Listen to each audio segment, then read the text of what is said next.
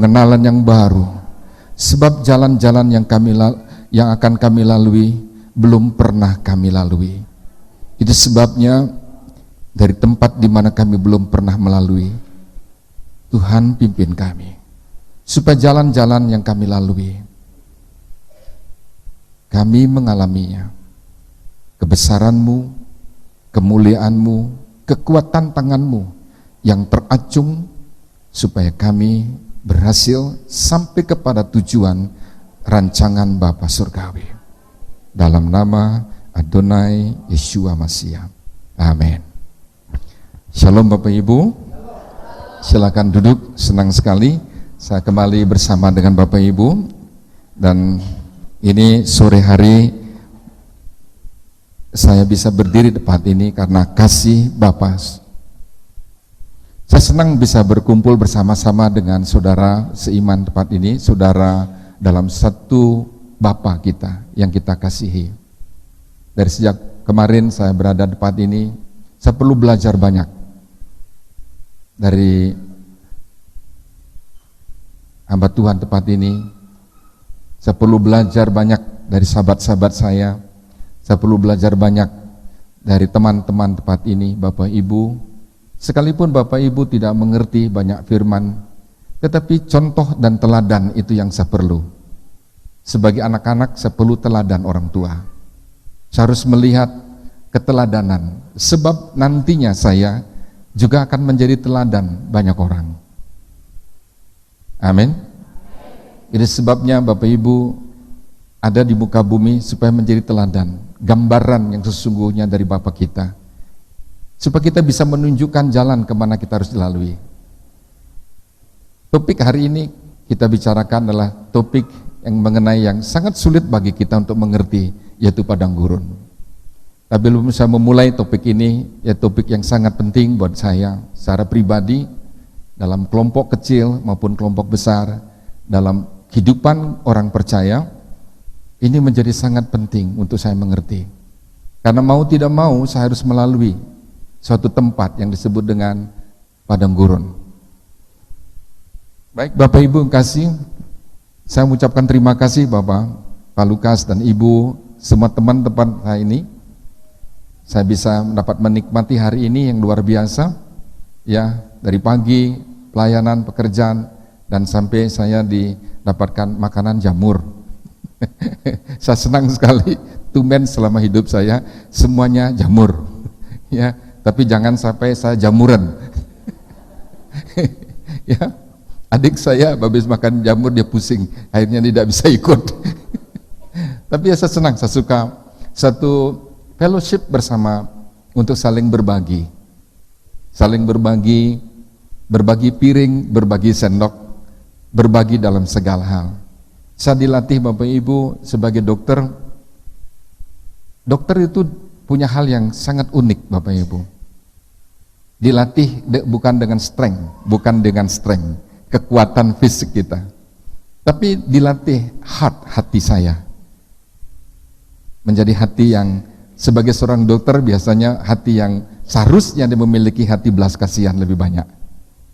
Memiliki hati yang tahu penderitaan orang lain, mengerti penderitaan orang lain. Sebab itu pelayanan pekerjaan saya sebagai seorang dokter, dan ada dokter sahabat saya, Ros, ya, ya. Kami semua mengucap syukur karena ini hal-hal yang sangat unik sekali dan saya dapatkan dari Tuhan. Belajar untuk saling mengasihi, menjadi yang terbawah supaya yang di bawah bisa diangkat. Pernah saya celetukan dari orang, kok Pak Stephen mau melayani yang orang-orang seperti ini? Orang-orang seperti ini yang mana? Ya, saya dilayani oleh Bapa Surgai, Bapa Yahweh. Pada waktu saya dalam kandungan sudah dilayani. Betul? Bukan sekarang, tidak. Waktu saya jadi benih, di situ Bapa menopang saya sampai saya hidup dan ada di tempat ini untuk bisa mengasihi, mencintai Bapak Ibu, mengasihi. Saya bersyukur pernah hidup di padang gurun tapi padang gurun yang mudah saya mengerti. Tapi bukan padang gurun yang saya akan bicarakan hari ini. yaitu padang gurun yang sangat sulit untuk kita mengerti. Apalagi Bapak Ibu, kita belum pernah melewati sana. Siapa yang sudah pernah melihat padang gurun atau menginjakkan kaki di padang gurun? Ada tempat ini. Ya, gimana sih bayangan padang gurun? Waktu saya belum pernah melihat dengan mata dan menginjakkan kaki di padang gurun, barangkali saya mudah untuk mengerti dengan kata-kata saja. Tetapi bukan mengerti secara aktual sesungguhnya gimana sih bentuk padang gurun itu. Yang model mana dikatakan padang gurun? Kenapa harus melalui padang gurun dan harus pergi ke situ dan tinggal di sana? Bapak Ibu, sebelum saya memulai semuanya, kita baca dulu firman Tuhan. Memang padang gurun di dalam kitab suci itu ditulis, kalau saya di download di situ, kira-kira 285 kali kata padang gurun, 285 kali, dan di perjanjian baru itu dituliskan 35 kali. Dan artinya padang gurun punya arti yang khusus, yang unik sekali, yang setiap orang percaya memahami tentang istilah wilderness, yaitu padang gurun ini. Ya. Di dalam Yehezkiel pasal 20 itu berbicara mengenai bagaimana Bapa Yahweh memimpin anak-anak Israel masuk ke padang gurun, keluar dari Mesir.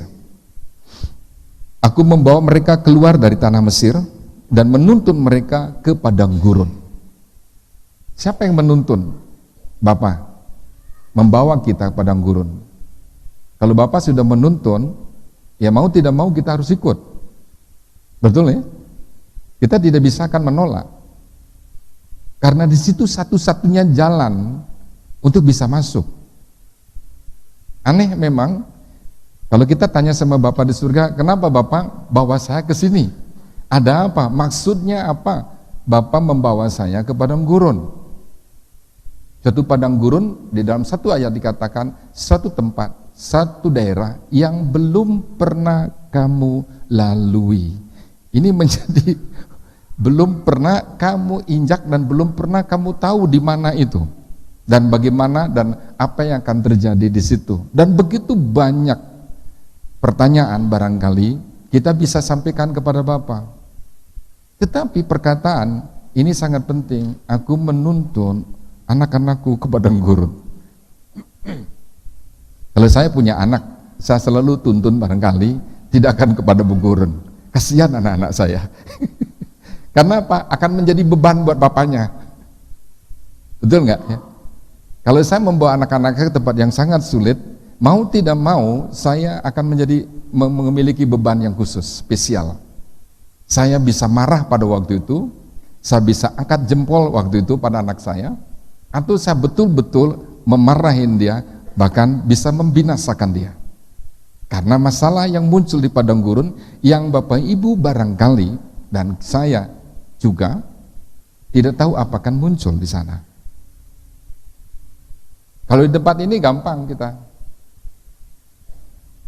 Susah marahnya, betul? Susah ngomel. Apalagi di dalam masa yang sangat yang menopang hidup kita. Tidak mudah untuk ngomel atau marah atau menyalahkan orang lain. Pada waktu satu saat barangkali kita akan ketemu permasalahan yang membuat kita mendukakan hati Bapa Yahweh. Pada saat. Tapi kita bersyukur Bapa Yahweh panjang sabar. Amin. Dia tahu mendidik kita dan mengajar kita. Dia tahu persis kebutuhan kita, kemauan kita. Kadang-kadang dia ikuti kemauan kita. Tapi suatu saat dikendalikan, jangan. Ayat yang ke-23. Walaupun begitu, aku bersumpah kepadanya di padang gurun untuk menyerahkan mereka di antara bangsa-bangsa dan mengamburkan mereka ke semua negeri, Oleh karena mereka tidak melakukan peraturan-peraturanku dan menolak ketetapan-ketetapanku dan melanggar kekudusan hari-hari sabatku, dan matanya selalu tertuju kepada berhala-berhala ayah-ayah mereka. Kita lihat Bapak Yahweh bersumpah dengan siapa? Bersumpah dengan dirinya sendiri, karena tidak ada, kalau seseorang bersumpah harus ada yang lebih tinggi. Kalau Bapak Yahweh bersumpah, dia bersumpah terhadap dirinya sendiri. Sehingga kalau sumpahnya tanda petik, Bapak tidak akan pernah salah. Kalau salah, kena pada dirinya sendiri. Dia bersumpah. Kita anak-anak dilarang oleh Bapak, janganlah kamu bersumpah. Tapi Bapak bersumpah. Ini artinya bahwa Bapak sungguh-sungguh sekali, sungguh-sungguh, kalau katakan sungguh-sungguh, sampai selama-lamanya kata sungguh, ya betul-betul sungguh-sungguh. Ini isi hatinya Bapak. Bersumpahnya di mana? Di padang gurun, masa-masa di mana anak-anak kita ada di situ. Untuk menyerahkan, ini keputusan Bapa Yahweh sejak awal untuk menyerahkan anak-anak ke bangsa-bangsa. Jadi pengertian yang ini Bapak Ibu saya minta dulu, ini khusus untuk orang Yahudi dulu, orang Israel. Setelah itu baru kita masuk. Karena ini gambaran contoh yang sudah ada. Dan kita sekarang ini merupakan gambaran yang sama yang Bapa Yahweh inginkan dalam hidup kita. Karena apa yang dialami oleh umat Israel seharusnya, ini harus, tidak bisa ditawar Bapak Ibu. Karena kedua ini merupakan bayangan cermin. Boleh nggak saya tanpa melalui? Tidak bisa.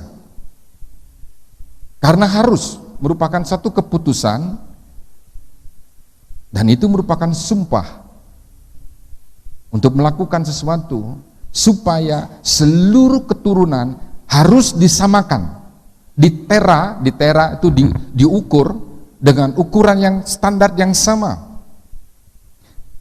Jadi jangan berpikir Bapak Ibu standar yang Bapak gunakan di perjanjian lama, hukum Taurat, itu standar yang akan berbeda dengan standar yang sekarang. Bahkan yang sekarang itu jauh lebih sulit kalau kita katakan keadaan sekarang. Saya pernah tanya, apakah melaksanakan hukum Torah itu lebih berat dibandingkan dengan melakukan hukum kasih karunia? Oh Pak Pendeta, lebih mudah hukum kasih karunia.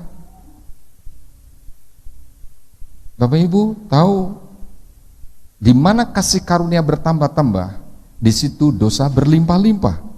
Artinya dengan kasih karunia yang bertambah-tambah, Bapak Ibu harus mengerti kenapa kasih karunia Bapa surga Bapa ya bertambah-tambah, karena ada dosa bertambah-tambah. Tetapi hukum Taurat begitu salah langsung kena, sehingga tidak lagi numpuk satu dan dua, tiga, keempat, kelima, keenam, begitu ada jalan hukum itu. Sekarang salah tumpuk, salah satu tumpuk. Pada waktu saya belum mengenal, belum mengerti tanda petik, saya tahu nama Yahweh, tetapi tua-tua kita, nenek moyang kita, bapak-bapak leluhur kita mengajarkan itu tentang nama Allah. Sudah tahu salah sekarang. Salah,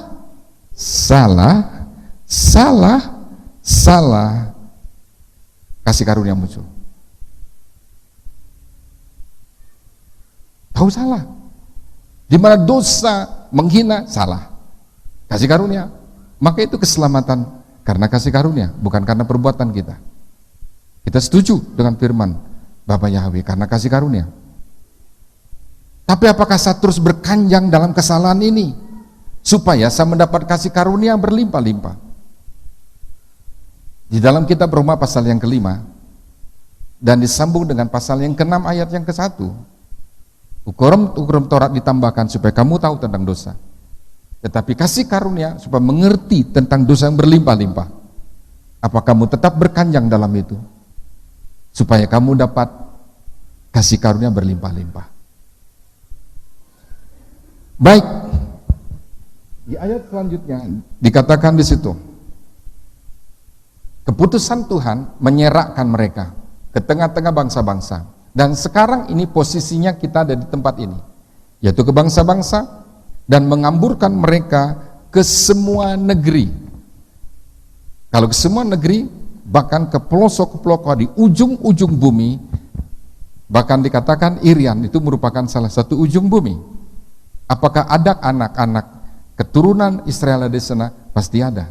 Karena ini disampaikan oleh Bapa Yahweh sampai ke semua negeri, ke ujung-ujung bumi. Dan di situ juga Bapa Yahweh bersumpah dengan dirinya sendiri, aku akan menjemput anak-anakku dimanapun mereka berada, sampai di ujung-ujung bumi pun aku sendiri akan menjemput mereka. Hebat. Itu satu kata penghiburan. Di samping Bapa Yahweh marah sekali, tetapi Bapa berjanji, aku akan menjemput keturunanmu. Aku sendiri. Aku sendiri. Jadi saya akan, tidak perlu saya banyak merenungkan, karena Bapa sendiri, bukan orang lain yang akan menjemput, tapi Bapa sendiri akan melakukannya itu dengan caranya sendiri, yang saya tidak pernah tahu sampai hari ini, bagaimana nanti Bapa Yahweh menjemput saya, membawa Bapak Ibu kembali kemana seharusnya Dia tempatkan. Kenapa itu bisa terjadi Bapak Ibu? Peraturan-peraturan yang Tuhan beri, undang-undang surgawi. Kalau di kitab Raja-Raja sebutkan ada hukum, ada ketentuan-ketentuan, ada peraturan-peraturan, ada juga tentang ketetapan-ketetapan. Pada waktu Salomo diberitahukan kepada papanya, Salomo, kamu harus beribadah mengasihi Bapa Yahweh dengan segenap hatimu. Perhatikan tentang hukum, ketetapan-ketetapan, peraturan-peraturan, ketentuan-ketentuan yang sudah diajarkan kepadamu. Itu diajarkan terus-menerus tentang ketentuan-ketetapan. Tetapi apakah kita bisa lakukan? Umat Israel gagal melakukannya. Bukan gagal karena sesuatu, karena dunia ini betul-betul menarik sekali untuk kita bisa melakukan melawan Tuhan, memberontak kepada Tuhan. Ayat yang selanjutnya dikatakan tentang Sabat. Hari-hari ini kita belajar tentang Sabat. Siapa yang bisa memelihara hari Sabat sampai hari ini? Ada banyak hamba-hamba Tuhan marah sekali ada orang merayakan Sabat, marah dia. Orang Yahudi dimarahin kalau merayakan hari Sabat. Karena ini keputusan Bapa Yahweh dari awal penciptaan, hari perhentian itu harus dikhususkan. Dikhususkan untuk apa? Supaya manusia dan seluruh makhluk termasuk binatang memiliki hubungan, membangun hubungan pada hari itu. Itu hari yang khusus dibangun, dibuat oleh Bapa Yahweh supaya Bapak Ibu ketemu dengan Bapa Yahweh, berbicara dengan Bapa Yahweh. Sebab 6 hari kita sibuk, betul? 6 hari saya sibuk. Nah kalau cari waktu saya Pak Luka, sibuk, bukan setengah mati setengah hidup lagi, setengah mati setengah hidup. Makanya sering ketemu melalui istri saya, dia cerita, dia ngomong, karena untuk duduk saya ada waktu nampaknya, tetapi duduknya begini, bolak-balik, gak punya waktu. Sehingga pada waktu, saya harus punya waktu bersama dengan Bapa Yahweh. Saya berusaha mencari dan berusaha dan mencari. Karena tuntutan satu pihak, saya harus penuhi. Mencari makan, mengais rezeki, ya, dengan segala permasalahan yang ada, saya bertanggung jawab pada istri dan anak-anak saya. Siapa yang memberi makan pada anak-anak? Bukan tetangga memberi makan, tetapi saya bertanggung jawab pada istri saya. Karena saya sudah berjanji kepada istri saya, dan keturunan yang akan muncul, anak-anak, itu harus diperhatikan, dipelihara oleh bapaknya. Bahkan pada waktu menyerahkan anak, apakah Bapak Stephen berjanji untuk memelihara anak ini, mendidik anak ini, mengajar anak ini, untuk mengenal Bapak pada waktu dewasa? Nah, itu saya lakukan. Harus punya waktu. Tapi ada waktu yang khusus. Umat Israel yang dirindukan oleh Bapa, ada satu hari Bapa Sorgawi itu nunggu, sepertinya ada satu ruang saya menunggu anak-anak. Bapak, Ibu, saudara-saudara kasih tahu nggak Bapak, kita rindu sekali, kerinduan yang begitu dalam. Ada anak-anak yang datang pada hari yang ditetapkan. Dan Bapak di surga tidak menuntut hari-hari yang lain. Ada satu hari yang ditetapkan. Sampai kapan hukum? Sampai selama-lamanya, sampai hari ini, ya. Kerinduan hati Bapak di surga adalah kapan anak saya datang. Dia menunggu 6 hari lamanya menunggu. Sangat susah. Kalau seorang pacar yang jatuh cinta, suruh nunggu 6 hari Bapak. Nanti hari Sabtu dah datang saya. Itu bisa membayangkan, karena saya pernah jatuh cinta. Bapak Ibu pernah jatuh cinta untuk menunggu, jangankan 1 jam, jangankan 6 hari, 1 jam suruh nunggu, gelisahnya bukan main. Karena ingin selalu bertemu dan berbicara kepada anak-anak. Jadi Bapak banyak berbicara pada hari-hari di mana kita menyiapkan waktu. Menyiapkan waktu yang khusus, ambil. Itu sebabnya kuduskanlah hari Sabat. Kuduskanlah hari Sabat. Itu bukan tradisi Bapak Ibu, bukan budaya, tapi menjadi tradisi dan budaya karena dia hidup di dalamnya itu. Itu perintah yang harus dilakukan. Mana bangsa Israel? Mana anak-anak itu? Mana Ruben? Mana Simeon? Mana Lewi? Lewi, mana anak-anakmu? Kumpul. Bahkan berteriak-teriak begitu. Ya, saya bayangkan di padang gurun tidak ada ini.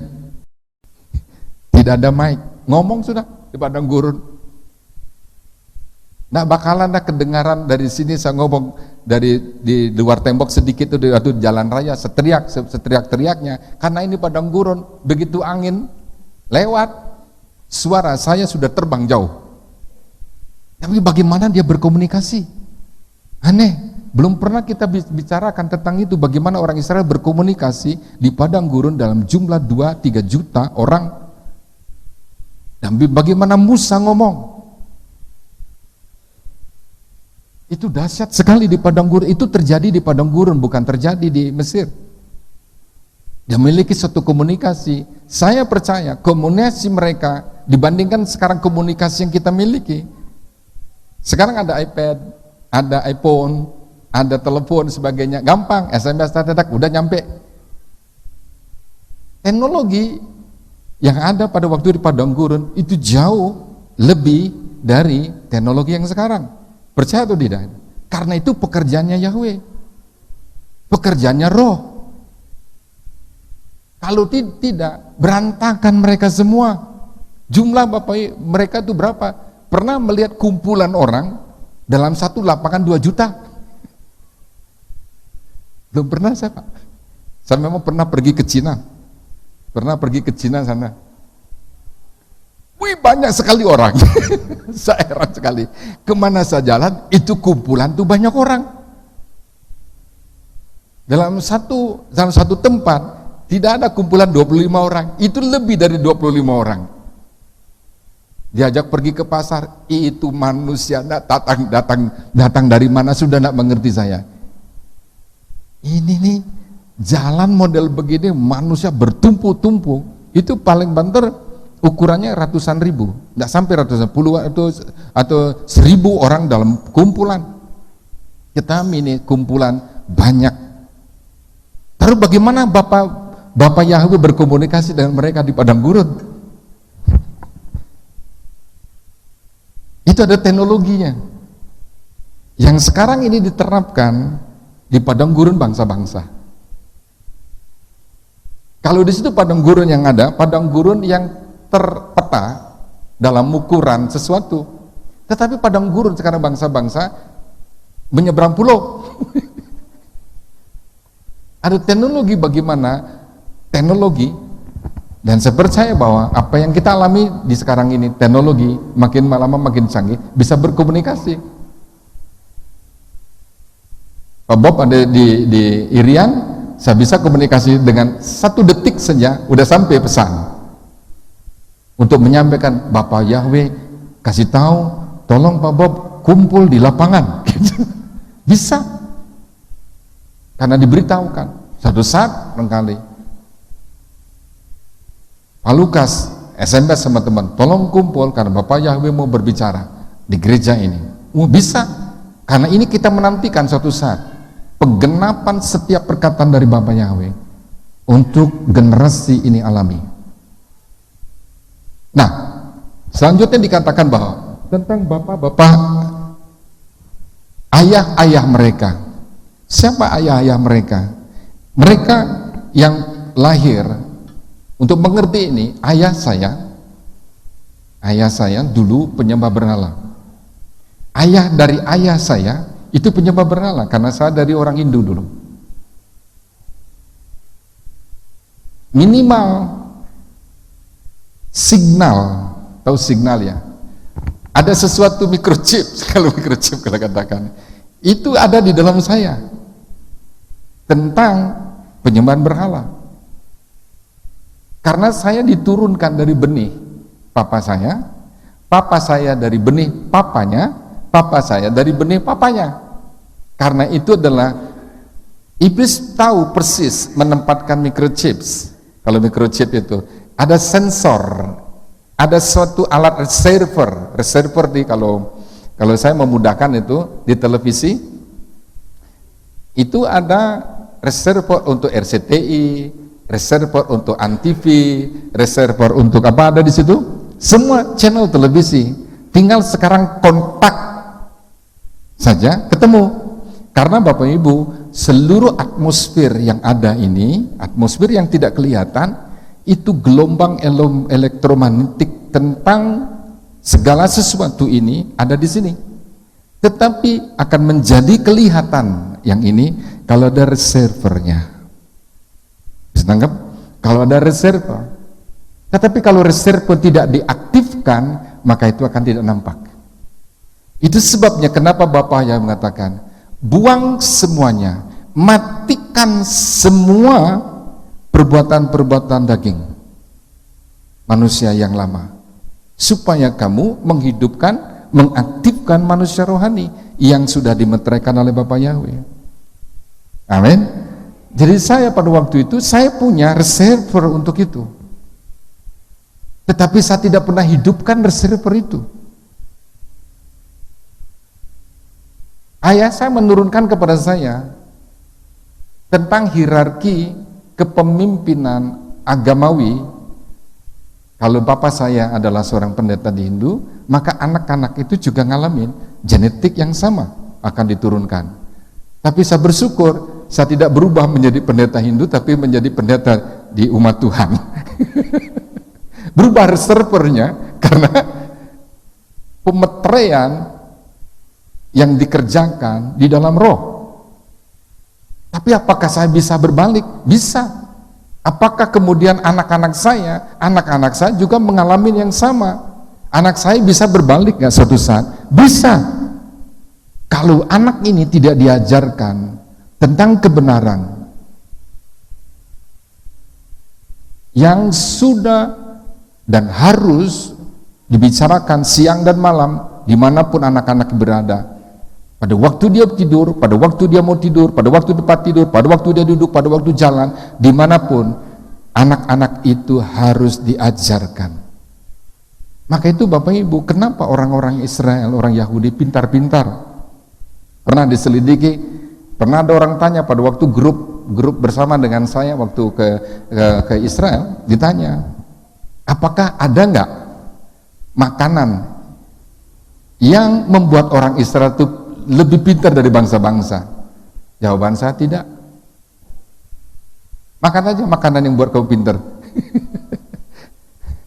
Kalau ada saudara-saudaranya, oh karena makanan kul ini, kul atau buah merah lah yang ada di Papua yang pernah heboh, membuat seseorang akan pintar. Matematika yang bisa mereka akan, siapapun yang makan buah merah dia akan dapat matematika 10. Kira-kira apa yang terjadi? Pak Bob akan bingung mencari buah merah. Dia menjadi penjual buah merah, dia berhenti menjadi pendeta.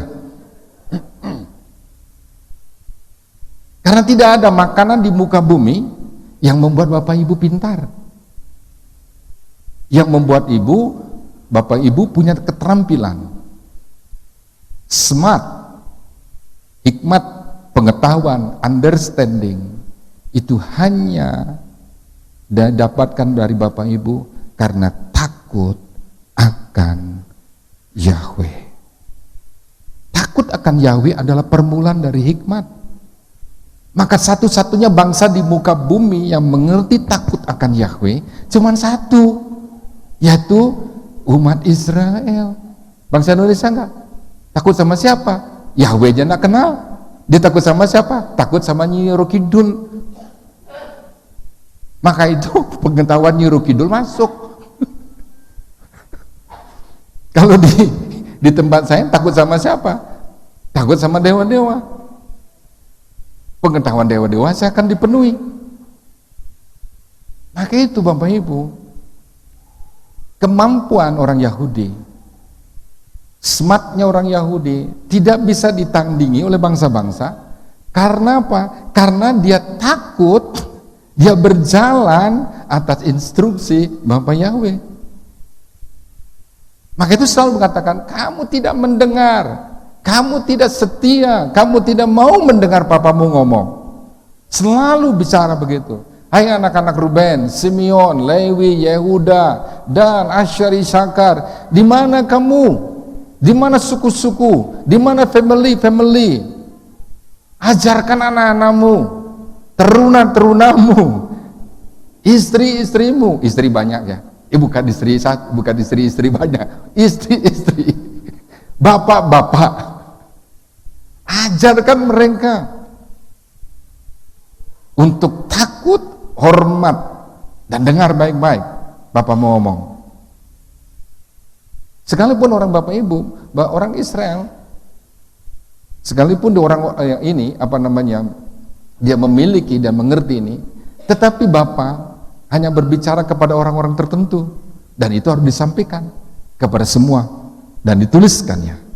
Ini Bapak kalau salah Bapak salah menyembah berhala, dia ingin menjadi aneh, orang yang penuh hikmat, marifat, segala sesuatu, understanding, pengertian, roh wahyu, dipimpin oleh nubuatan. Kok mau menjadi sama seperti bangsa-bangsa lain? Nah, tahu kenapa mereka melihat sesuatu bangsa lain, dia ingin lakukan yang sama. Seharusnya bangsa-bangsa lah ingin melakukan apa yang dilakukan oleh orang Israel. Ini kebalik. Sehingga itulah yang membuat generasi jatuh. Beberapa pengalaman dari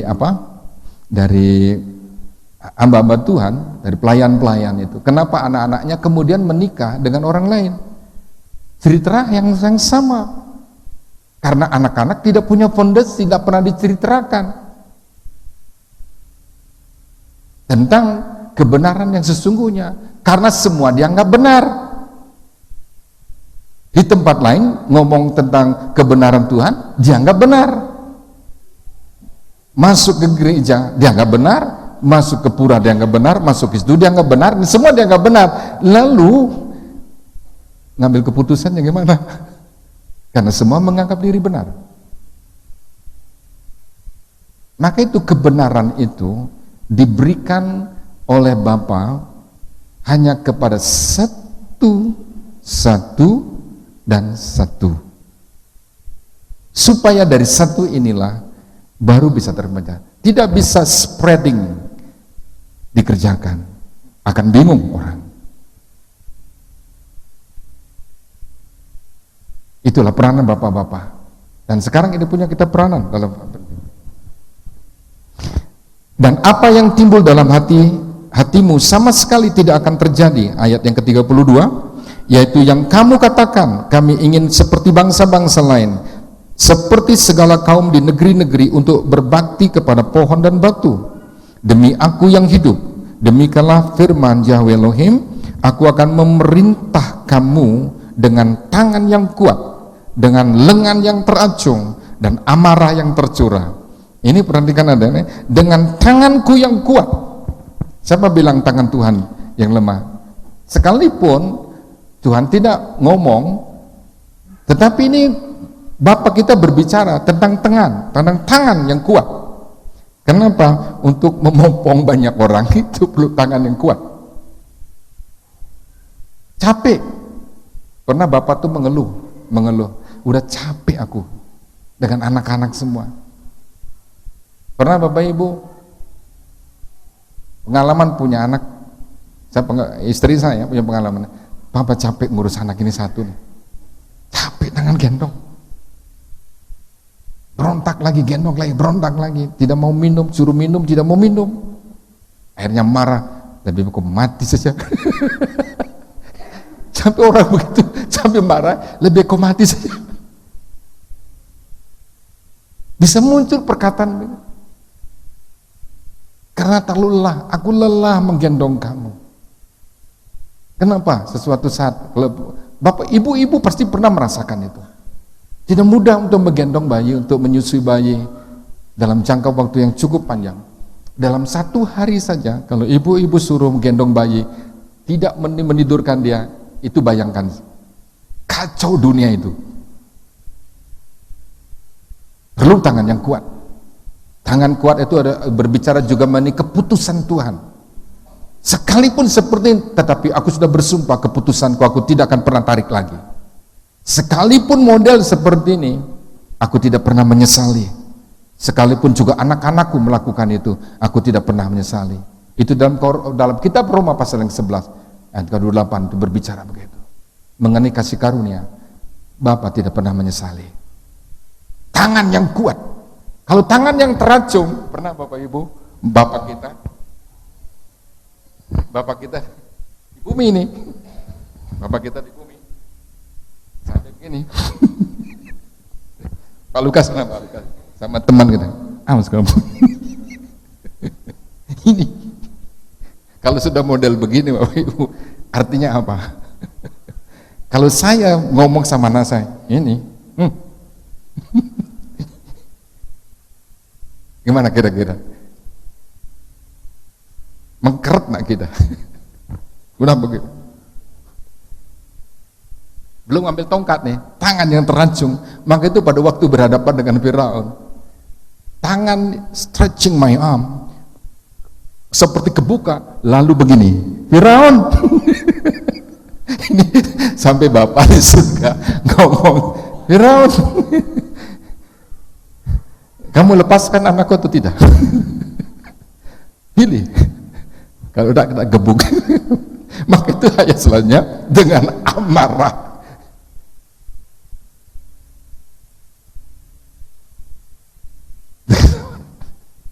Ya, Mikael pernah digitukan sama papa. Mikael.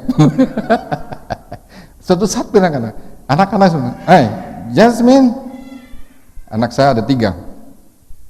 Yunis, tidak perlu ngomong, nggak perlu ngomong, ini aja sign. Sign penting kalau Bapak kita di surga ngangkat tangan, bukan ngangkat tangan begini, ngangkat tangan begini, tidak, begini. Tapi biasanya diajukan kepada musuh-musuh, tapi kepada anaknya sendiri bisa melakukan ini. Ruben, nah itu ngomong gitu aja gemeter, langit dan bumi juga gemeter. Setan lari ke birit-birit. Setan kalau gitu kan lari ke birit-birit, tapi anak-anak Tuhan opo. Opo wah. Mau apa? Ah, masih jauh tangannya itu. Oke. Itu namanya orang-orang yang luar biasa. Tidak tahu takut akan Tuhan. Takut sama Bapa. Nah, itu generasi-generasi itu hilang karena dia tidak mengerti tentang tangan Tuhan yang teracung.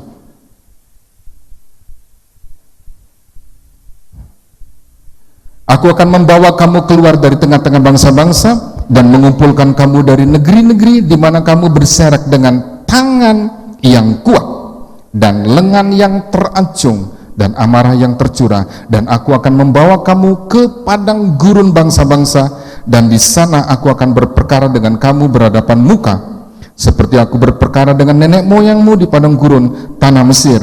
Begitu aku akan berperkara dengan kamu. Demikianlah firman Yahweh Elohim. Apakah ini merupakan suatu balas dendam dan sebagainya? Bukan, Bapak Ibu. Keadaan sekarang ini kita ada di tengah bangsa-bangsa.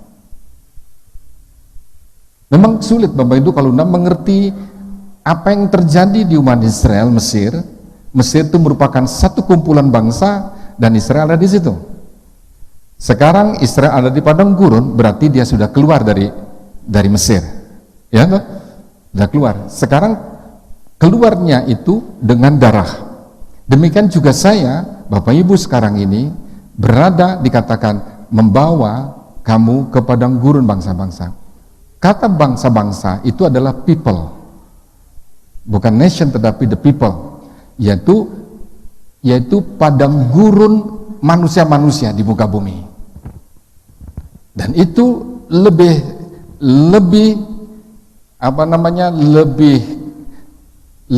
hebat daripada padang gurun yang sesungguhnya. Yang di sana di padang gurun yang asli ada apa? Ada kalajengking, ada ular beludak, ada kengerian malam, ada badai pasir, ada macam sana. Tidak ada apa-apa, tidak ada air. Apa yang ada di sana? Tidak ada apa-apa. Dan itu dikatakan padang gurun yang dahsyat, dikatakan. Sekarang gambaran yang sama. Maka perlakuan Bapa kita harus sama, sehingga tidak ada tuntut-menuntut satu dengan yang lain. Oh, kamu gampang ngalami. Nah, sekarang kita mengalami yang sama. Kenapa kemudian kalau mengerti ini, kenapa Adonai Yeshua Mashiach diperlakukan sama dengan saudara-saudaranya? Orang Israel keluar dari Mesir, maka Yeshua pun harus keluar dari cara yang sama. Maka dibuatlah sesuatu. Nah, ini merupakan big skenario, saya tidak mengerti, nanti kita tanyakan sama Bapa di surga. Kenapa Yeshua ini harus dilarikan ke Mesir? Kan capek. Apa sih tujuannya? Pernah Bapak Ibu tanya sama Bapak? Kita akan Bapak sama Bapak. Nanti kalau ketemu Bapak Yeshua, kenapa buat perkara itu sehingga Bapak Yeshua harus pergi ke Mesir, digendong sama ibunya, naik keledai tidak naik kereta, jalan kaki berhari-hari barangkali menuju kepada Mesir, dan dari situ dipanggil lagi pulang. Ini ada apa? Ternyata di kitab Ibrani disebutkan, di kitab Ibrani tuliskan, itu sebabnya Yeshua harus disamakan persis dengan saudara-saudaranya. Maka itu Yeshua tidak cacat. Enak kamu sudah coba gitu dia, orang Israel kamu. Karena Yeshua dalam arti sebagai kakak sulung, sebagai anak manusia kata kakak sulung, enak kamu tinggal di situ. Gua ini dari Mesir. Lewat padang gurun, itu nenek moyang ngomong. Enak kamu. Sekarang tidak punya berbantahan begitu. Apa kamu bilang, aku juga datang dari Mesir. Aku juga datang dari Mesir. Itu sebabnya dari Mesir ku panggil anakku. Sekarang dari bangsa-bangsa aku panggil anakku. Hal yang sama terjadi dengan kita sekarang. Sehingga orang Yahudi, orang-orang nenek moyang itu tidak punya alasan lagi untuk merasa jealous. Merasa jealous itu merasa cemburu. Ini diperlakukan yang ini, yang satu diperlakukan yang itu. Tetapi semuanya diperlakukan oleh Bapa supaya kamu mengalami semua. Supaya anak sulung, anak bungsu tidak baku hantam. Tidak baku hantam.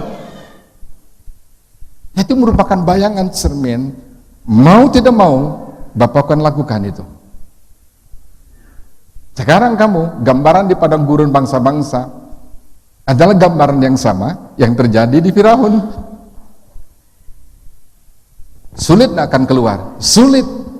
Maka itu Bapak Ibu, sekarang ini tersebarnya pengenalan kita, setiap pribadi, person by person, orang ke orang, orang ke orang, orang ke orang, ke orang ke orang, termasuk pengalaman saya baru-baru ini. Mau keluar susah, mau keluar susah. Karena saya sudah mau ngerti, saya mau berjalan bersama-sama dengan kumpulan orang-orang percaya yang sudah mengenal akar Yahudi, yang sudah mengenal tata cara, hukum, ketetapan, dan nama-nama yang sudah disebutkan. Dan kita harus berkumpul bersama-sama. Maka itu akan terjadi kumpulan dari semua negeri, dari situlah juga aku memanggil. Dengan ayat ini sekarang membawa kita untuk mengerti, kamu sekarang ada di padang gurun itu. Aku juga berperkara kalau aku berperkara dengan nenek moyangmu dulu, sekarang pun juga aku berperkara dengan kamu. Kenapa? Karena kekerasan hati orang-orang percaya sekarang ini juga sama kekerasan hati yang ada di sana. Maka itu bangsa-bangsa, orang-orang percaya tidak bisa saya bisa lebih daripada mereka. Tolong baca dalam Alkitab Roma pasal yang ke-11. Jangan kamu bangga, jangan kamu sombong, tapi takutlah. Takut akan Tuhan. Jangan kamu menganggap dirimu superior, dalam bahasa Inggris itu superior disebutkan, kepada cabang-cabang yang sudah dipatahkan. Dia ngomong kepada siapa? Kepada bangsa-bangsa yang telah menerima penebusan darah dari Yahudi, yaitu Yeshua Masiah. Kita ini sudah ditebus. Israel ditebus dengan anak domba pada waktu keluar sebelum Yeshua datang. Kita sekarang bangsa-bangsa dan seluruh juga orang-orang Israel ditebus dengan darah yang asli, yaitu darah Yeshua, untuk mengeluarkan saya dari Mesir, dari bangsa-bangsa. Diperlukan sacrifice, pengorbanan yang sama, mengalami Passover yang sama. Bapak Ibu, Israel mengalami Passover, saya juga mengalami Passover. Bapak Ibu mengalami Passover karena kematian Yeshua HaMasiah. Itulah Passover buat saya, supaya saya bisa keluar. Karena pada waktu saya menerima Passover, tangan Bapa Yahweh teracung kepada dunia ini, bangsa-bangsa. Keluarkan anakku, kalau enggak ini lenganku. apalagi ngomong begini, dia sik-sikan jubahnya Bapak, mau ini jubahnya masih gini. Sekarang kamu lagi melawan, tak buka ini, tak buka, sik-sikan lengan bajuku, lihat betapa besar lenganku. Mau bangsa-bangsa, keluarkan mereka.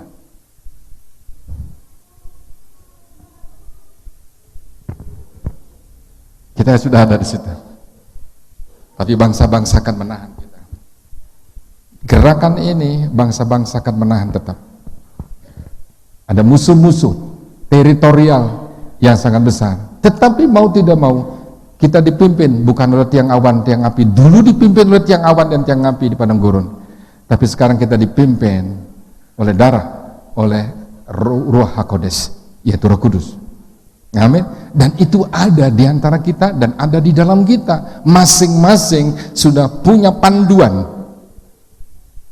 Dan Roh Kudus akan berbicara. Itu sebabnya dengarkanlah Roh Kudus apa yang Roh Kudus katakan.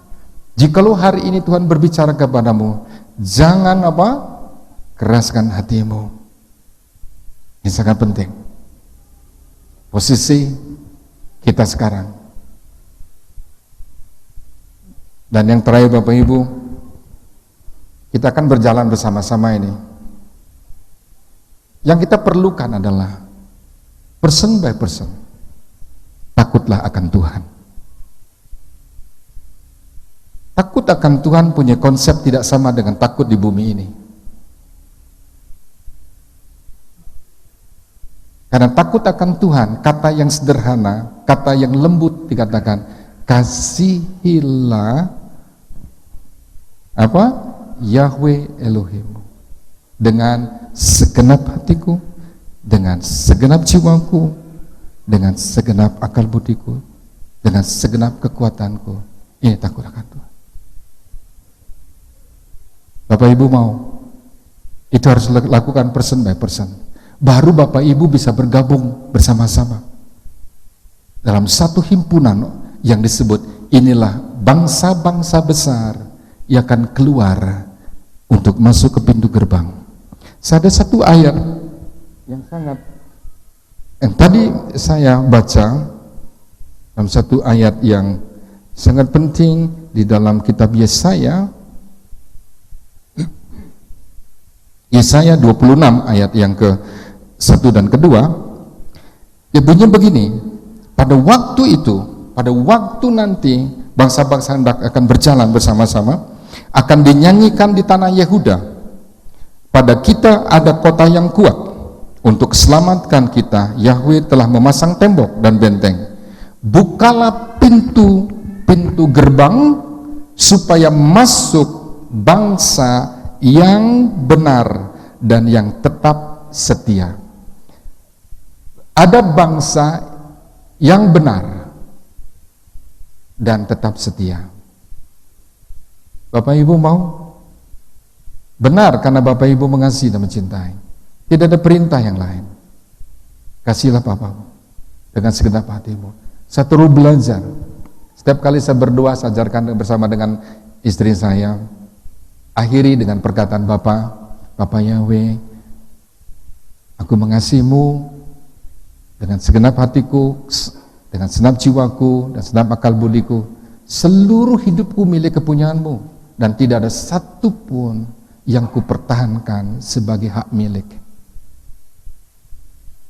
Dan aku juga mengasihi sahabat-sahabatku, saudara-saudaraku seperti diriku sendiri. Ini saya selalu ucapkan. Bukan hanya kata-kata yang tertulis dalam kitab suci, tapi Tuhan mau supaya engkau katakan ini setiap. Kalau Bapa sendiri, Stephen, aku mengasihi kamu. Apakah saya tidak akan mengucapkan Bapa, aku juga mengasihimu? Atau saya diam? Kalau saya diam, berarti saya tidak mendengar. Dan kalau saya tidak mendengar, maka saya juga tidak akan melakukannya. Itu sebabnya apa yang Bapa ngomong sama kita, firmankan kepada kita, kita juga harus balas dengan cara yang sama. Ingat militer, siap, siap, maju, saya juga ngomong, maju. Kembali ke tempat, bubar, bubar. Karena kita sebagai prajurit di muka bumi harus setia kepada panglima kita, mengasihi mencintai Tuhan dengan segenap hati kita. Karena ini akan mengikat kita. Kalau semua saling mengasihi, terutama kepada Yahweh lebih dulu, maka kita akan mendapatkan refleksi kasih itu, yaitu mengasihi sahabat-sahabat kita, saudara kita. Oleh sebab itu, semua komunitas yang ada di sini, saya memandang, sekalipun dari segi umur, saya lebih tua dari Pak Lukas, tetapi dia is my brother, dia adalah kakak saya. Di sini ada papa mama. Di sini juga ada sahabat-sahabat saudara saya. Sekarang, apakah Bapak Ibu accept dengan saya, terima saya sebagai anak? Terima saya sebagai adik? Menerima saya sebagai teman? Menerima sebagai sahabat? Saya tidak membawa gelar saya. Di dalam himpunan orang-orang kudus tidak kita membawa gelar. Di dalam pelayanan saya tidak membawa gelar saya. Tapi dalam pelayanan saya membawa hati saya. Hati yang direndahkan oleh Tuhan. Sebab padang gurun adalah untuk merendahkan hatimu. Hati yang sombong, hati yang angkuh, layak memang harus pergi lewat padang gurun. Bapak Yahweh berbicara, aku membawa kamu ke padang gurun untuk melihat hatimu yang sesungguhnya. Kaget Bapak Ibu. Jadi punya tujuan Bapak kita membawa ke padang gurun, supaya nyata hatimu sungguh-sungguh apakah kamu mengasihi dan mencintai Tuhan, mendengar suara Tuhan. Ini akan ditera oleh Bapak kita. Hati kita menjadi masalah. Maka itu berikan sepenuhnya setiap saat. Kita tidak kuat berjalan sendiri. Kita perlu pimpinan Roh Kudus. Kita perlu pimpinan sahabat-sahabat kita, saudara kita. Jangan menganggap enteng Moses ya. Selalu sekarang Mose. Jangan menganggap enteng Mose dan Harun. Ada dua pemimpin besar di padang gurun, tapi kedua-dua pemimpin besar ini mati di padang gurun. Yang seharusnya pemimpin besar ini keduanya harus masuk sampai ke tanah Israel. Tetapi apa yang terjadi? Kedua pemimpin ini mati di padang gurun. Karena apa? Kedua pemimpin tidak mengkuduskan nama Yahweh di tengah-tengah jemaat. Maka itu saya paling takut kalau sudah jemaat komplain. Saya berikan gambaran begini. Kalau seandainya ditanya sama Bapak di surga, Stephen, bagaimana kadar jemaatmu? Kadar domba-dombaku bagaimana kabar? Oh, baik-baik, Bapak, baik-baik, semuanya sehat-sehat, gemuk-gemuk. Gitu. Kan saya bisa ngomong supaya Bapak semangat. Oh, begini, angkat tangan. Berdoa, kita berdoa buat semua. Oh, luar biasa jemaat. Tetapi beberapa menit yang lalu ada jemaat, dia mereka, Bapak, saya tidak punya makanan Bapak.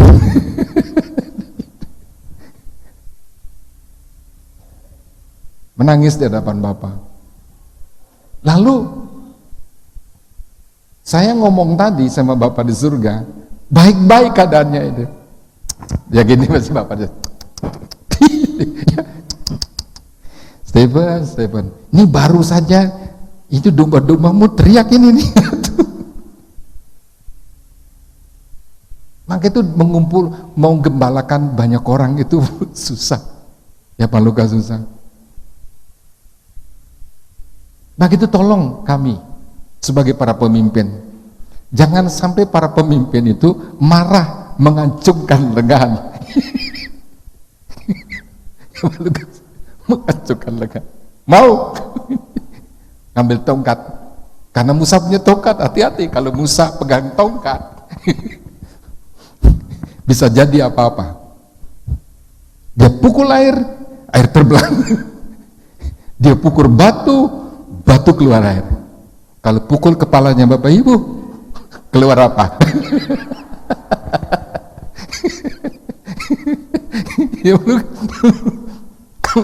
Kalau Mose bawa ke tongkat itu, batu dipukul, air mancur. Pukul air terbelah. Kepala Mikal dipukul. Keluar apa? Itu bayangkan. Yang sampai tolong juga kami sebagai pelayan-pelayan Tuhan, jangan sampai ya kami mau jalan masuk bersama-sama ke tanah Israel. Masuk di sini, harus masuk di sana. Masuk bersama-sama dalam satu komunitas itu. Tapi jangan kami mati di padang gurun. Karena hal yang sama terjadi. Waspada tentang ini. Betul-betul. Jangan seperti kami selalu berjaga-jaga. Jangan kami dianggap sebagai suatu yang tahu semuanya, segalanya bisa. Pada waktu kami salah, tidak bisa dikoreksi. Oh, itu masalah besar. Saya bersyukur karena ada orang-orang yang mengkritik. Ada orang-orang yang tidak suka, tapi jangan membenci.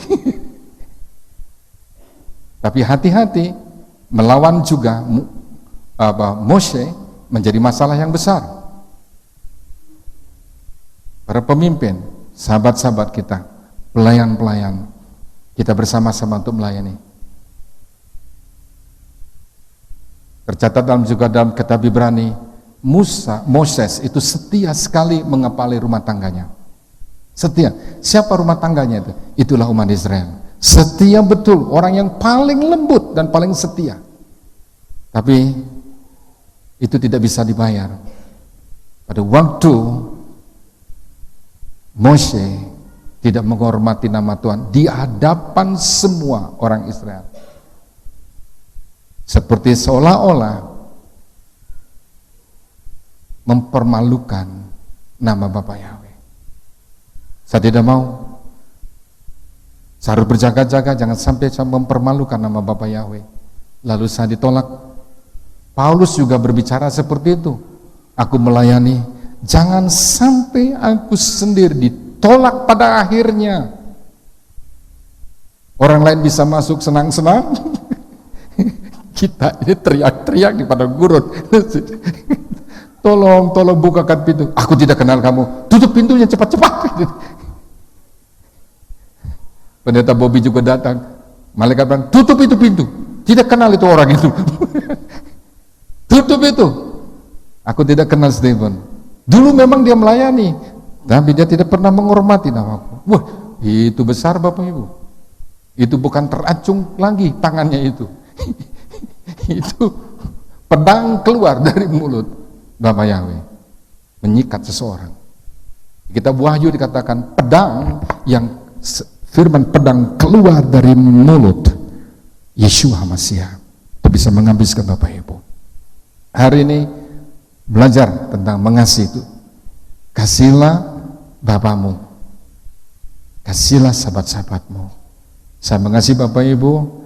Ya, ini pertemuan yang kedua. Saya senang saya bisa diterima di sini apa adanya saya. Apa adanya saya. Dan juga saya akan menerima apa adanya Bapak Ibu. Kita harus saling memperbaiki satu dan yang lain. Amin. Kalau saya salah, pasti saya salah. Tolong kasih tahu. Tolong kasih tahu. Saya salah. Kalau saya keliru, tolong kasih tahu. Karena ini kita harus saling perbaiki satu dan yang lain. Amin. Oke, kita berdoa. Bapak, terima kasih hari ini. Kau banyak berbicara buat kami. Bahwa kami semua mengasihi, mencintaimu. Aku mengasihimu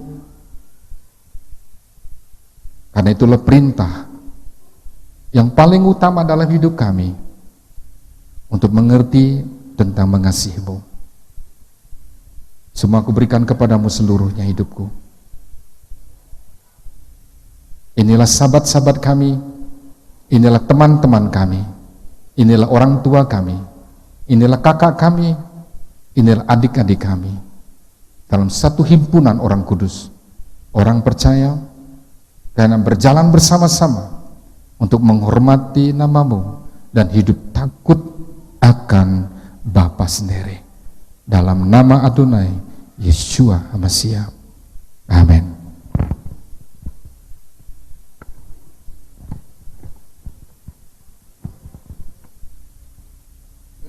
Shalom Bapak Ibu. Masih bisa mendengar kesaksian? Belum mengantuk? Belum lapar? Ya, karena cukup lama Pak Stephen menyampaikan firman Tuhan. Dan kalau saya tidak saksikan rugi. Karena saya ada di sini dipanggil sama Pak Lukas gara-gara kesaksian ini. Ya. Bapak Ibu yang kasih dalam Yeshua HaMashiach, beberapa minggu yang lalu kami baru pulang dari Israel, dan dalam perjalanan kami di Israel, mulai dari Mesir, Laut Merah dan seterusnya masuk Israel dan kemudian Yordan, dan saya mengalami satu mimpi, ya, Waktu itu kami nginap di hotel di dekat Laut Merah, dan malam itu saya merasakan ada angin yang masuk dari jendela, dan itu seperti mengalami yang benar-benar saya mengalami secara nyata, real. Dan saya melihat jendela itu terbuka dan angin masuk begitu kencang, dan daun-daun juga ikut masuk karena angin itu begitu kencang. Dan tiba-tiba ada suara yang mengatakan begini, tinggalkan semua nama berhala, tinggalkan semua yang melekat dalam hidupmu selama ini, yang melekat dengan nama berhala. Saya kaget, aduh, ini siapa yang berbicara dengan saya? Dan saat waktu saya menyadari ini suara Tuhan, saya ada di tengah satu bangunan yang sudah runtuh, dan saya tidak melihat orang di situ, tapi saya hanya melihat reruntuhan daripada satu gedung. Dan di situ seperti saya diajar dengan tangan yang tadi kalau Pak Stephen bilang teracung, saya melihat tangan itu begini, tinggalkan semua nama berhala, jangan melekat dengan nama berhala, tinggalkan semua itu. Katakan kepada mereka, aku ini Tuhan, aku ini Yahweh. Jangan samakan kemuliaanku dengan patung. Itu begitu keras Bapak Ibu. Seperti bukan mimpi, seperti saya sedang berbicara langsung dengan suara ini. Dan waktu saya bangun pagi, saya merasa tidak nyaman. Saya mulai berbicara sendiri, Tuhan, saya kan sudah tidak panggil lagi nama yang si A itu. Saya sudah memanggil nama Bapak Yahweh. Tetapi Bapak paling tahu bahwa saya harus melangkah kemana, bahwa saya harus tinggalkan tempat yang lama kepada tempat yang baru. Dan kemudian sepanjang jalan di padang gurun, saya tidak nyaman, saya terus berbicara dengan Tuhan. Tuhan, ini maksudnya apa sih? Maksudnya apa tinggalkan nama berhala, tinggalkan semua yang melekat dengan nama itu? Saya koreksi diri, saya tidak menyembah berhala. Sudah lama kami tinggalkan nama-nama yang seperti itu dan tidak pernah kami mengambil itu sebagai sesembahan kami. Tetapi sebenarnya Bapak tahu yang satu itu yang harus kami tinggalkan. Dan waktu saya pulang ke Indonesia, pulang ke Bali, sempat saya bergumul, saya sampaikan enggak sama Pak Lukas?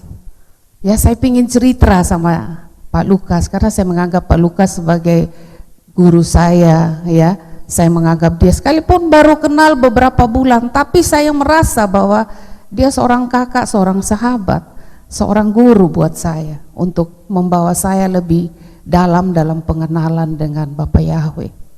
Dan waktu saya cerita, Pak Lukas bilang, wah itu luar biasa, itu teguran Tuhan buat ibu. Dan bukan hanya untuk saya. Waktu saya sampai di Bali, waktu kami penyembahan di gereja, Tuhan ingatkan untuk saya menyampaikan ini. Saya berbicara, Tuhan ingatkan ini kepada jemaat, tinggalkan nama berhala, jangan melekat dengan nama itu. Dan kemudian ada satu bapak yang sebenarnya juga ikut kami ke sini, tetapi kemudian dia tidak jadi ikut, ya, karena keadaan institusi dia harus ikut itu, dia tidak bisa lari kemana, ya, dan akhirnya dia batal ikut kami. Dia datang, dia bawa iPad-nya, dia buka dengan menangis, dia bilang, kakak lihat ini, waktu hari Paskah ada tarian yang seperti ini menyembah berhala. Oh my God, saya bilang, ini yang Tuhan berbicara untuk sampaikan, tinggalkan nama berhala, jangan lagi membawa nama itu, jangan lagi menyebut nama-nama berhala. jelas Bapak Ibu, Tuhan berbicara buat saya. Dan kemudian terjadilah, ya begitu cepat caranya Tuhan membuat kami bisa mengambil keputusan di dalam berapa minggu yang kemarin. Dan kemudian karena nama ini yang kami hormati, ya, yang kami sangat tinggikan, dan kami tidak mau main-main dengan nama Tuhan. Tanggal 8 Mei kemarin, final, kami keluar dari satu institusi. Kami gabung di tempat ini supaya kami bisa berjalan bersama-sama dengan Bapak Ibu. Ini satu keputusan. Bapak Ibu tidak gampang keluar, tidak gampang. Saya pernah bilang suami saya, ayo kita keluar, ngapain di sini?